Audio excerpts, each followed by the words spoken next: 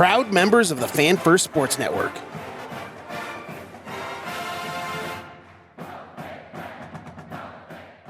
It kind of speaks to what we said at the beginning. There's some unknowns in here that we just have to work through. Yeah. But we've got the guys. We got the head count.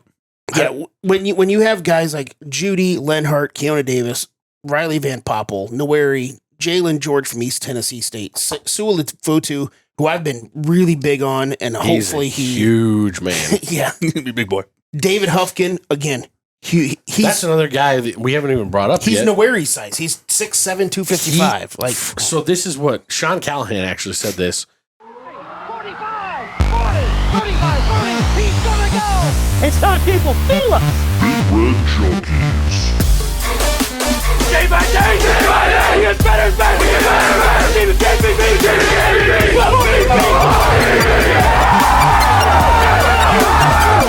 If we die, we die! Man, woman, and child in that. Put him in the aisle. Bring that trophy back to Lincoln! Welcome in to the Big Red Junkies. I am BJ. This is Jed. This is Matt. We are talking D-line. the beef. We have been breaking down the position groups coming out of spring, what we expect to see, what we're excited about, what we're not so excited about or scared about. There's not a lot I'm not excited about with this group, I gotta be honest. Well, In the past, the team as a whole. This is the position group that I've typically been, I'm worried. And then you would be like, why the fuck are you worried? And then we'd go through the season and be like, oh, that's why. I'm going to be honest with you. From my standpoint, this is one of the position groups that I'm less confident in from a standpoint of... On the defense or as a whole? As a whole. Just curious. As a whole for the team. Okay. Just because there's more unknowns here, more unprovens. This one's, for me, is more similar to the running back show that we did. If you haven't caught it yet, it's primarily an Emmett Johnson show. Yeah. But go check it out. But this is we don't have the proven talent there sitting there waiting. We don't have a ton of depth behind our two deep. It's one of those that we're just gonna have to wait and see. I think we've got guys. I think we've got a great coach. I think we've got a great scheme. I think there's gonna be a lot of things that look even better than it did last year. But at the same time, I don't know where it's all coming from. Yeah. And we're about to get into that. Yep. Before we get into that, we do want to throw a shout out to our title sponsor, BetterHelp. There will be more information on that to come. Please check out the link in our description. Jed, you have some questions you want to ask us about the D-line? Well, it was more about just going through the whole process of the defensive line. I mean, we'll get to the questions in a bit, but just, I think you got to start, as we should have started a couple of the other position groups, but we did end up talking about the new coach, Terry Braden, I'm sorry. One of the best things that I heard about him is the energy level that has come from him, and the way that he's fit in, where it sounds like he's not necessarily the type of coach. Now, granted, you can kind of go both ways with a young coach like this, where he was the assistant defensive line coach with the Chiefs, and you can have the young guy that thinks that he knows all his shit, and he's I know everything because I'm young and whatever. Or you can have a guy that is humble and is willing to learn and all that stuff. And it sounds like he came in and it was like, I don't have to teach these players the way that I teach players.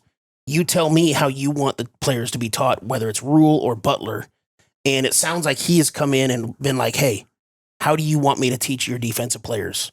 And he has accepted that role and he has done exactly that. And the coaching staff as a whole, it sounds like Butler specifically and Rule, who are his bosses, obviously, have really been happy to see how he's accepted his role as the defensive line coach and getting the players up to speed what they want from their defensive linemen.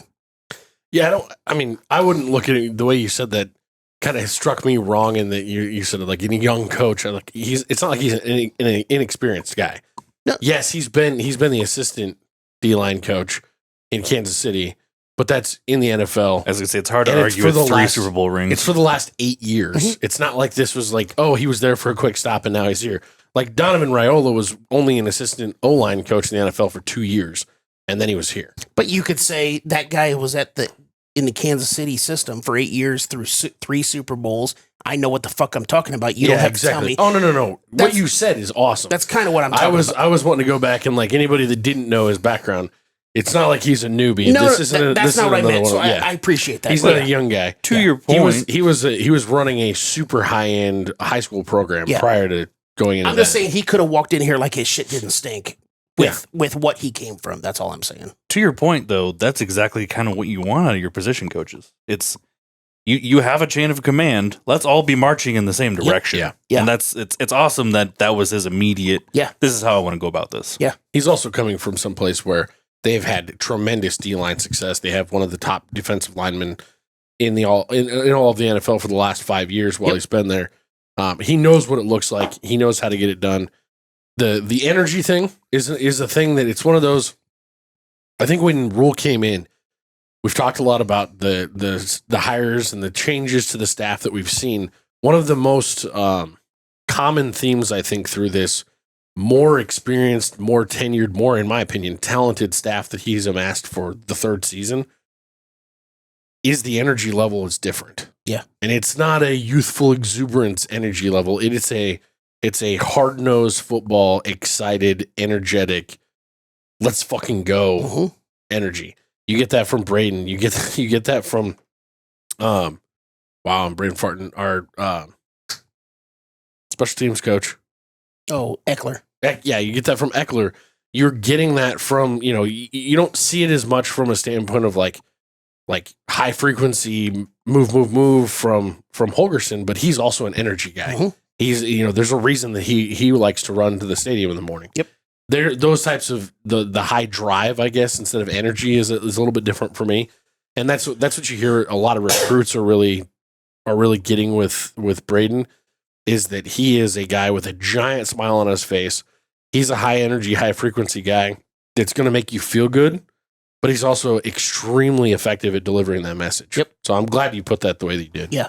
All right, Junkies, let's talk for a minute. As much as we love debating every snap, every coaching decision, every recruiting rumor about the Huskers, sometimes life sends you a blitz from the blind side and you just get sacked. Lately, I've been thinking about how sometimes seasonal changes can kind of feel like that. You're just not feeling the same. You're not feeling the same energy. Maybe you're feeling a little off. It can get to you. I know I've been there. And that might be, a shift in the routine, longer days messing with your sleep, or maybe just that nagging feeling of not keeping up with everybody else's highlight reel. Whatever it is, it can build. That, my friends, is where our sponsor, BetterHelp, comes in. They understand that life can throw curveballs, and sometimes you just need a little help in your corner to navigate through those tough spots. Anxiety often peaks in late springtime, and BetterHelp can connect you with a licensed therapist who can provide real support right from the comfort and privacy of your own space. Think about this. 69% of BetterHelp members report improvement on anxiety symptoms after just 6 weeks of therapy on their platform. That's a significant number. It's easy to get started too. You fill out a simple questionnaire and then they match you with a licensed therapist in as little as a couple of days. If you don't click with your first match, no big deal. You can easily swap therapists anytime at no extra cost. They make sure that therapists on their platform are qualified professionals and their customer support is always there if you need anything. With over 7,000 reviews and a solid 4.3 rating on Trustpilot, BetterHelp is a platform you can trust to have your back. We are all here about domination on the field, but you gotta have your mental game strong too. Let BetterHelp help you rule your anxiety so your anxiety doesn't rule you. Click the link you see here or go to betterhelp.com/bigredjunkies for 10% off your first month of therapy. Back to the guys that are on the field. Like I said, I'm excited about them. I was talking to a guy that's been on the show several times, a friend of ours, Elijah Herbal from the Average Joe Sports Show. If you haven't checked him out, definitely do. Shout out those guys. But I was talking to him because he wasn't on their show this morning, and I hit him up. I was like, "Hey, what's up with that? Also, any hot takes? We're doing these shows tonight." And he said, "On the D line, I'm worried about any guy not named Riley Van Poppel." Okay. That's all I got from him. More bold than I was expecting. It's a hot take, Yeah, but it instantly gave me the feelings. Because, like I said, guys, I'm not as sure about this group as I am about most of the other ones. It's kind of like the running backs room. I feel good about a couple dudes, Riley Van Poppel being one of them, but I don't know what to think about this group. And so the fact that you started this off, that it wasn't like the last time that I was like, the D-line's going to be awesome. And you're like, I'm worried about the D-line. And you were right as fuck. So, Jed, tell us what's going on. I'm not going to say that I'm not worried about this defensive line because, when you lose guys like Ty, Nash, Butler, Williams, and other guys like that, I know that like MJ Sherman was not technically a defensive lineman, but he played on the edge. You lose big-time guys like that, that's going to be a giant factor. And I brought this up on our wide receiver show as far as we only had like 2 juniors and 1 senior. Well, on the defensive line roster, we have 20 guys, only 1 senior and 3 juniors. Yeah. So, like, the potential there is... A lot of freshmen, redshirt freshmen listed here. Yeah. So, like, the potential is absolutely off the charts. 2 years ago when we were doing shows like this, we talked about how Ty Robinson and Nash Hutmaker need to be the guys that we recruited them to be. Well, that's what Elijah Judy's year is this year. Finally, as a senior, he was a highly touted player coming out of high school, going to Texas A&M and transferring up here. This is Elijah Judy's breakout year. It needs to be for him. Obviously, the expectations of Riley Van Poppel coming off of redshirting last year. He's a freak. Kind of voluntarily / forced just to give him an extra year in the system. That brings a lot of expectations when you redshirt just randomly during your sophomore season like that. So he needs to be who we expect. Cam Lenhart needs to be who he was as a freshman All-American. He had a disappointing year last year. But when you have, like I said, you lost all those guys, but when you have only 3 guys that had over 100 snaps last year at Nebraska, yes, we have a transfer, Jalen George from East Tennessee State, who had 500 snaps last year. But as far as just at Nebraska, we have only 3 guys that had over 100 snaps returning last year. The inexperience is way like up and down the board for Nebraska. It's peaked. So again, we need a lot of young guys to step up. It kind of goes back to what we talked about during our linebacker show, where this defense is going to be more athletic than it was previously. But than we were last year. Again, not saying Ty Robinson wasn't athletic and all that stuff. We saw a couple of comments on that show when we talked about it's going to be more athletic, and people are like, oh, well, this guy was athletic. Yeah, we know. It wasn't trying to say that anybody was not athletic. It's just the athleticism is going to be different in this defense specifically, and also with this defensive line, with the inexperience that we have and the talent out of the fucking moon that we have as these young guys is phenomenal and very exciting. We for the first time since Bo was here, we have some dynamic playmakers on the defensive line from an athletic perspective. Yeah. Keona Davis. I'm not trying to say that Ty Robinson was lacking anything, because the guy was an absolute freak. But he was a lot more motor and head as a defensive lineman than what some of the guys that I'm talking about when I'm referencing somebody like Randy Gregory. Randy Gregory had all the natural talent in the world to be a superstar. I like that you said head, because that was the big thing about Ty. He was smart. He's such a smart player. Yeah. Nash was the same type of deal. But like Randy Gregory, when you go back and you look at his tape, especially his last year at Nebraska, that dude got drafted where he did and had as many chances in the NFL as you did. I only got busted like 9 times for smoking pot. When the league still cared about it. When it was still a bad deal. He was talking about it at Nebraska. Oh, yeah. Also that. The dude just couldn't put the bush down, man. But if you recall how Randy Gregory played, that's something that should get anybody excited if we're saying we have talent like that on our team right now.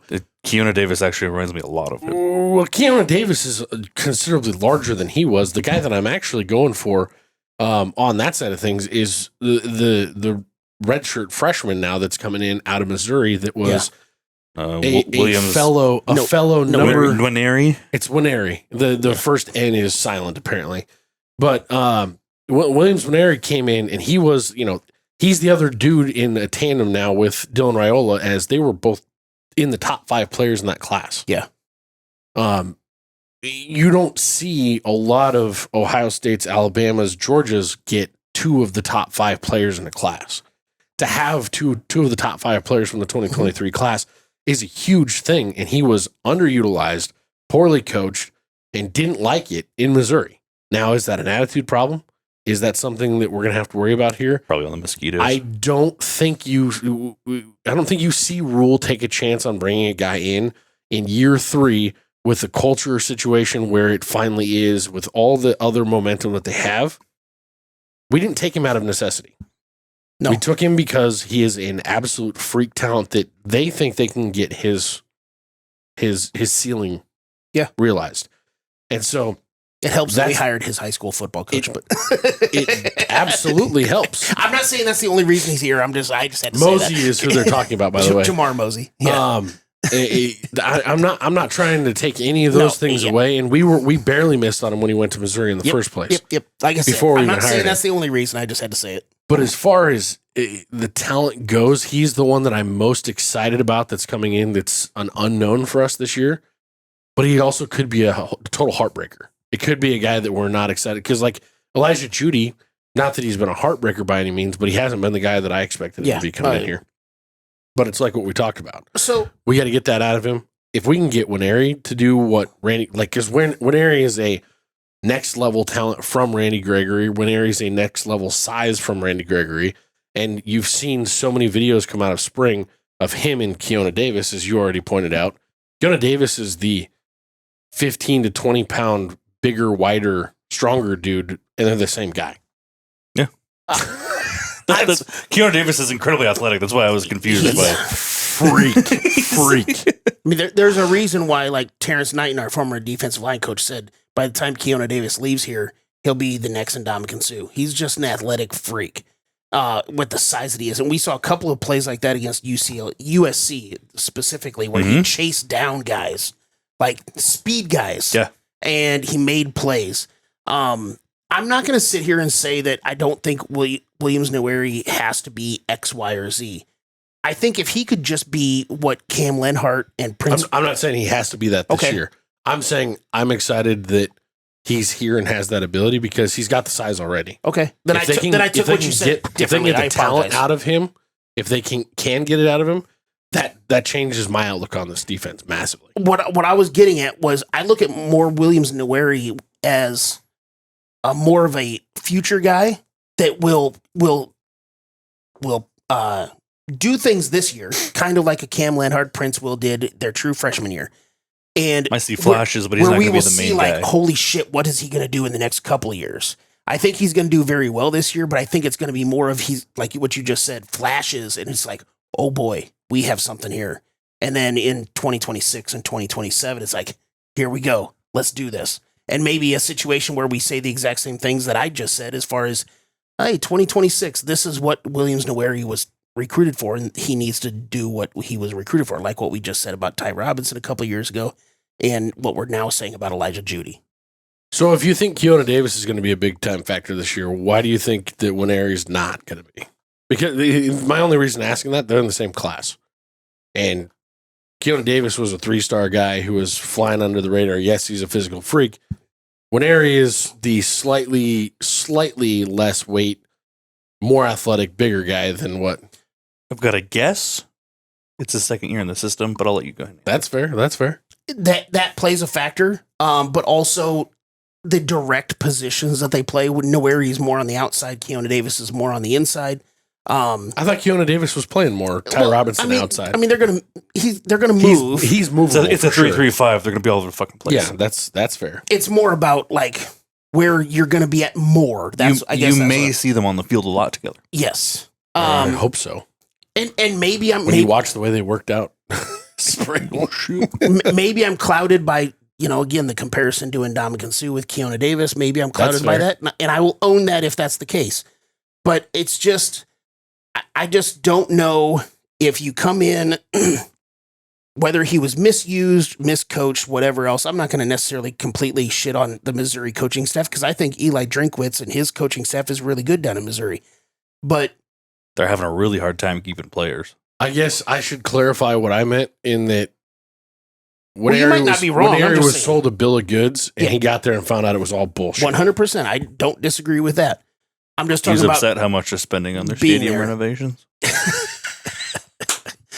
6 shows ago. Here we go. Got news for you. I just don't know. You know, he came in with such hype at Missouri and barely got on the field. I still just think that he needs a little bit more development. And I'm with you there. I'm more about Noweri as the future than the now. I think he can do things now. I'm just more about the future with Noweri. I guess that's where I'm coming from with that aspect. I get that. But you know, kind of going to some of my questions. Nebraska has 30 plus sacks in back-to-back seasons. Matt Rule has said multiple times that the goal every year is 40 sacks. He said if you get 40 sacks, you're going to have 10 wins in a season. But Nebraska's at 30 plus sacks in back-to-back seasons. I know that that's not just all on the defensive line, but it's about the defensive line being disruptive to have other players get sacks. That's the first time we've had 30 plus sacks in back-to-back seasons since 2012 and 2013. Do you think we get a third season this year with 30 plus sacks?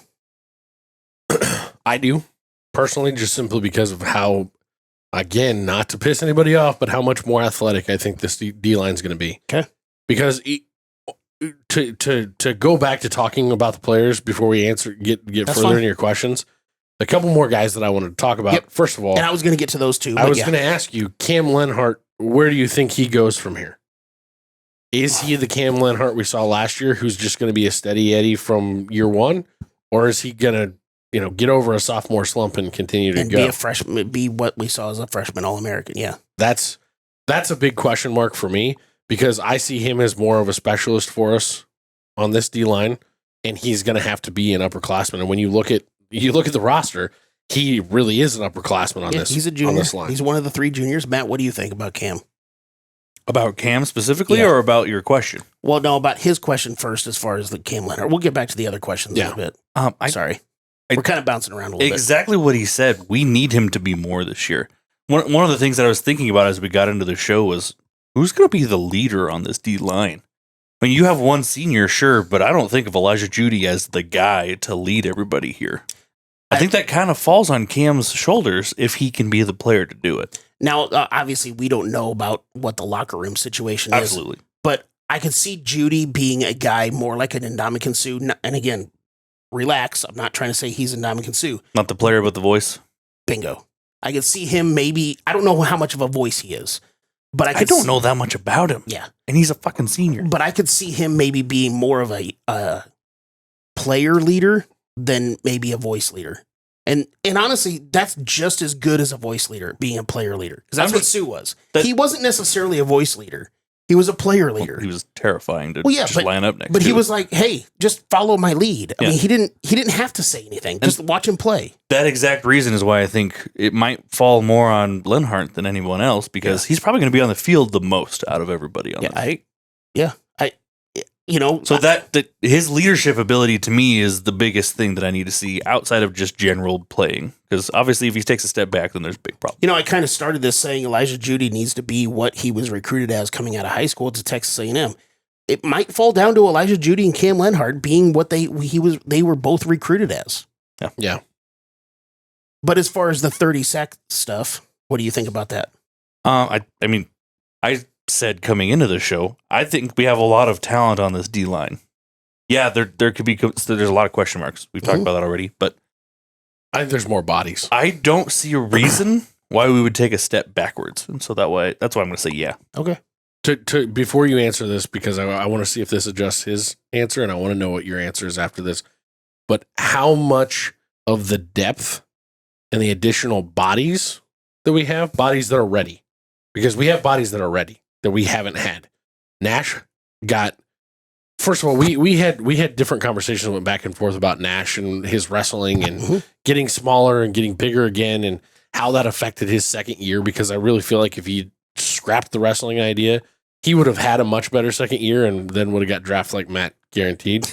They're just holding out on those shots. I'm just saying. What I will say about Nash is that he had to be everything. Yeah, because we didn't have anybody behind him. Mm-hmm. The only guy that we had behind him, for some reason, they decided we've got a red shirt, Riley Van Poppel, because he was the best answer, the best number 2 option. And I really thought they put a lot on Elijah Judy when he apparently, from a physical standpoint, wasn't ready to go. Yeah. He's supposedly at that physical level that he should have been last year, that now he's ready. He's added an extra 15 pounds. From what I heard, he's over the 300-pound mark. But we had he's listed at 285. But he's listed at 285 currently, but I heard recently he's over 300 now coming out of spring. That is a requirement to be over 300 if you're playing nose. And that's the deal is he was undersized to play nose, which a lot of NFL teams looked at Nash that way, and that's also why he didn't get drafted. I'll go back to what I said a couple of shows ago. I don't care about body size. If you can play, you can play. That's true. But I'm not saying that you're wrong. I'm just saying I don't get caught up in that. But the part that I think is going to be the difference maker, though, is Nash had to be all of that last year, especially because we didn't have bodies that were ready. Yeah. From a size perspective, and now we do. And so we don't have a guy who's going to get burned out every game. Mm-hmm. We don't have a guy who's going to be exhausted by midway through the third quarter because he's been getting double and triple teamed. And that's why Ty's getting everything, is because Nash is eating up 2 or 3 guys on the line. We now have more bodies to be able to throw in there, rotate. You're not going to see like if you're going to ask me, are we going to go over 30? I'm going to say absolutely. We're going to go over 30. Are you going to ask me if we're going to go over 40? I think we might get to 40. What? If you're going to ask me if we're going to have multiple guys in double digits for sacks, I'm going to say no. There's more ways to get to 10 wins than 40 sacks. I don't think we're going to get there. I mean, that was one of the many different measurements that Rule has brought up with. I know. I get it. But my whole point is I think that the rotation's going to be bigger this year, and it's going to reflect a little bit more like what we saw in year 1 of Rule, where we seem to rotate almost every play 5 or 6 guys on the defense. I could see more of that as well. Yeah. The stable that we have now, especially of nose guard size guys, is huge. I mean, we got a true freshman coming out of Omaha North that's listed over 305 as a true freshman coming in. Tyson Terry, assuming he'll be healthy with his torn ACL. Tyson Terry's not going to play a bunch in year 1. I'm not expecting that. Yeah. But we have multiple guys that are not in their first year that are going to run at 300 or more. Not to mention, we don't know much about a couple of the transfers that we have in here.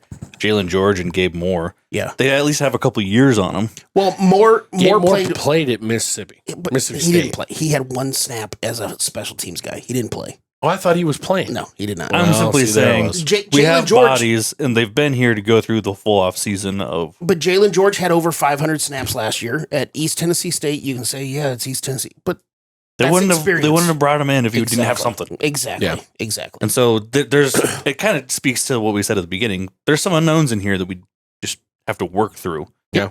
But we've got the guys. We got the head count. Yeah. When you have guys like Judy, Lenhart, Keona Davis, Riley Van Poppel, Noweri, Jalen George from East Tennessee State, Sewell Futu, who I've been really big on, and hopefully he's a huge man. Yeah. Big boy. David Huffkin, again, that's another guy that we haven't even brought up he's yet. He's Noweri size. He's 6'7", 255. So this is what Sean Callahan actually said this after getting to be down there and check a practice, that Nwaneri and Huffkin Nwaneri and Keona Davis were standing next to Huffkin, and Huffkin made them look small. Which is weird because they're listed. Huffkin and Noweri are listed as the same size. I'm telling you right now, I don't think these numbers are super accurate right now coming out of spring. That's why I said listed at the same size. Yeah, they can kind of fudge those numbers. He's also my senior year, I was listed as 260, and I was playing at 320. So you gotta remember fudge numbers a bit. You gotta remember he's also a guy that was an offensive lineman that they decided, Drew, you got too much of a motor. We're going to put you on the edge. Well, and also we all know you could be listed at whatever height and weight, and we could be the same height and weight, but your body could Very be a different body sizes. composition. Like, so, yeah. Yeah. And so it'll be interesting to see if because that's a grown ass man. Yeah. He's like 26 years old or something like that. Like he's an old dude that's in there, and he was not a guy that they were looking at as being cuttable. Yeah.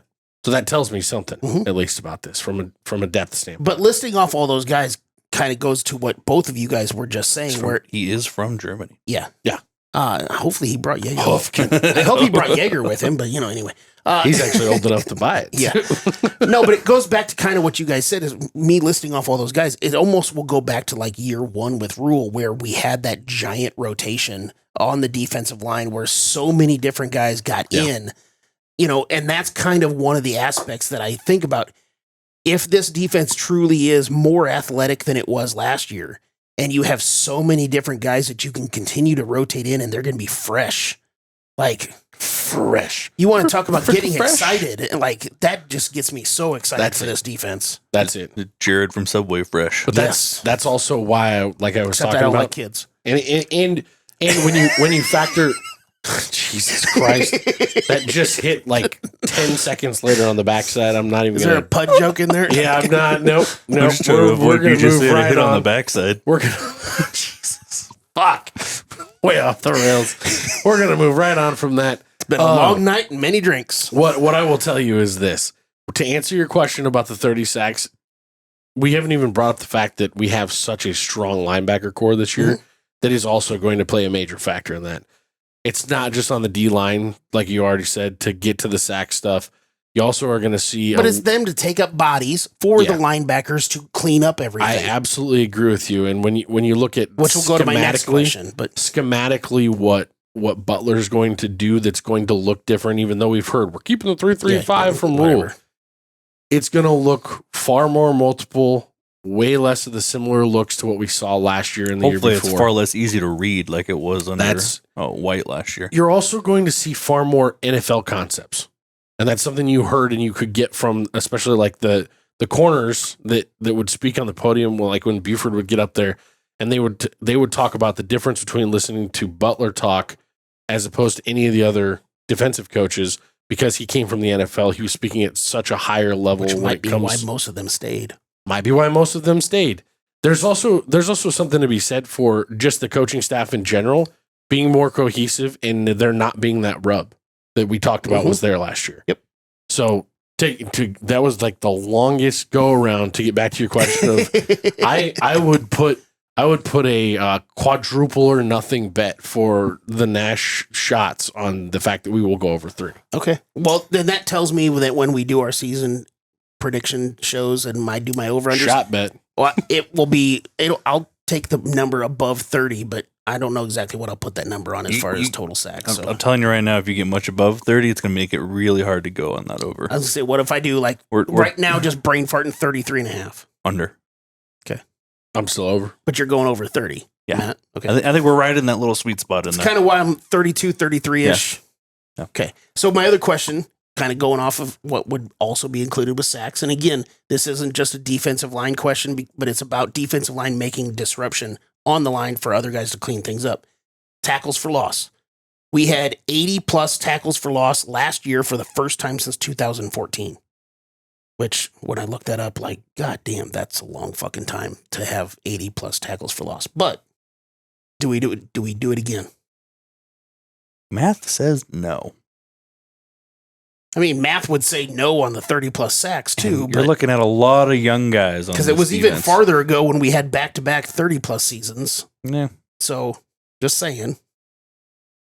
I have a hard time with that one. BJ, what do you think? That one's for. Again, I'm coming back to and I'm trying to go look at this where we had Butler as the D coordinator for the bowl game. And I was trying to pull up to find out how many sacks we actually ended with in that bowl game. It was just 3. All right. So, because one of the big things that Butler talked about specifically, both in the bowl preparation, but also in some of the stuff Rule said in the offseason when he decided to make the hire of Butler, all those things is the difference in the way that he decides to be aggressive. It's not that Tony White wasn't aggressive, but it was in the way that he schemed to be aggressive. It was readable. It was easy to defend from a standpoint of cool. It's obvious he's coming after us in this situation, which would also cause Tony White to make an adjustment and for some reason not blitz in a very obvious blitzing situation. I just feel like from a play call perspective, we're going to be more aggressive when it comes to getting in the backfield. I 100% think that getting to the 30 plus sacks is going to be easy when you look at something as simple as, hey, we got 3 in the bowl game. You spread that out. You're gonna run into 3 offensive lines next year that are good enough to keep a talented fresh, because they're rotating so much, D line from getting back there. Outside of that, I'm seeing, 7 to 10 tackle for loss per game. You're going to get 3 to 5 sacks. Yeah, it's done. We'll go 80. So you wanted to look back at the Boston College game. We had 7 tackles for loss in the Boston College game. Yeah. So, again, you're going over on the 80. The numbers say. Okay. You're over 30, you're over 80. Okay. How close were we 2 years ago? 2022 we were within 10. 2023. We're Yeah. at 76. Yeah. Because that, to me, our defense So took we were a close, slight but, step back last year, but just a slight step. Yeah. And we have too many unknowns right now Mhm. because of all of the youngsters that are coming in. Let me throw another one on there. What was a big part of our defense taking a slight step back last year? The back end being bad. Oh, fair. Yeah. The back end gets shored up, which it's getting shored up. If they can stay healthy. Yep. If they can stay healthy, otherwise they have 27 other people they can go to. They do. The back end gets shored up some, and you see a little bit longer lockdown and coverage instead of guys running wide open, playing against Malcolm Hartzog. I'm just saying, think of how fantastic our defense was 2 years ago. We didn't get there. Yeah. So for me, that's why I got to go. No. It's fair point. It is. But again, we were very close to Yeah. having 76. So And it kind of the same thing with the sacks. If you dropped it down to 75, maybe I go over. It's just not sacks, 75. no. It kind of the 75 same thing sacks. as with the sacks. If you adjusted the number a bit, I don't think I can go over 34, but 75, you count me in. Let's go, baby. you know what I'm saying. I knew what you meant, but that's not what you said, so I had to give you shit for it. Yeah. Words have meaning, Matt. Any other questions you had on there? No, that was it. Man, I'm super excited about I kind of said the same thing about the defensive back room where we had 800 million defensive backs, and I love the youth that's in that room. I really, really love the youth that's in this defensive line room. And it's same thing that we said with the wide receivers, with the youth that's in that room. Yes, over years, people can leave. That's what the transfer portal does. But just being on its face and looking at it, my God, the future looks really good with these guys. And for me, you've got some serious freaks. Yeah. The same reason that I love watching a heavyweight fight in the UFC or in boxing. Like you have a physical specimen out there going toe to toe with somebody. Yeah. You got some freaks out there. It makes you really excited. Yep. all right. I wasn't too excited to do this show, and you guys got me all fired up. Oh, So now we're not just winning 10 games, we're winning 11. shut the fuck up. If you haven't already, guys, make sure you like, subscribe, share us with your friends. Follow us on the Twitter, on the X, whatever you call it nowadays, on the Facebook. We're out there. We appreciate you. Put it out on the line. And this may be the most unbelievable night in Cornhusker football history.